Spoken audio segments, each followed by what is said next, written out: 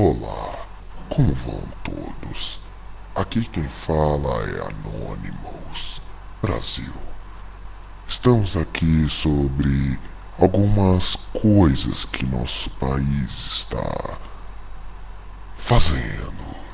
Podemos dizer que eu ou todos nós ainda estamos com dúvidas se o atual presidente Michel Temer vai fazer algo para nosso Brasil voltar nos trilhos.